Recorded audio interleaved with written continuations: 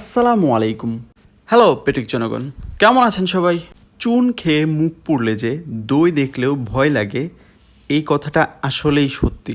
কারণ কিছুদিন আগে আম্মু কারো মাধ্যমে কোথাও একটা থেকে শীতল আনিয়েছিল, যেটা মূলত কচুর শাক এবং চেপা শুটকি অথবা এই টাইপের কিছু একটা দিয়ে, ওইটা কি সেদ্ধ করে নাকি আমি পুরোপুরি জানি না, তবে ওইটাকে গোল গোল নাড়ুর মতো করে বানিয়ে রোদে শুকানো হয়।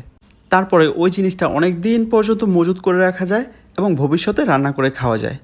যাই হোক, ওই শীতল যে ভালোভাবে রান্না করতে পারে তার কাছ থেকেই পরামর্শ নিয়ে আম্মু রান্না করেছিল এবং ওইটা খেতে খুবই বাজে ছিল। যারা ওইটা খেতে অনেক বেশি পছন্দ করেন তাদের কাছে আমি প্রথমেই ক্ষমা চেয়ে নিচ্ছি, কারণ চেপা শুটকি দিয়ে কচুর শাক আমার অনেক পছন্দের একটা খাবার।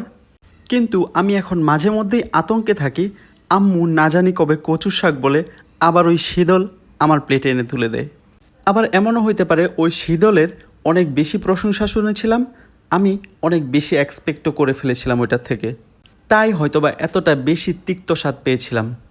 যাই হোক, এই শীতল যাদের অনেক বেশি পছন্দ এবং অনেক বেশি প্রশংসাও করে থাকেন, তারা আমাকে মাফ করে দিবেন, কারণ সবার মুখের স্বাদ সমান হয় না। তাই হয়তোবা ওই শীতল আমার কাছে টেস্টি লাগে নাই এবং চিরবিদায় ঐতিহ্যবাহী শীতল।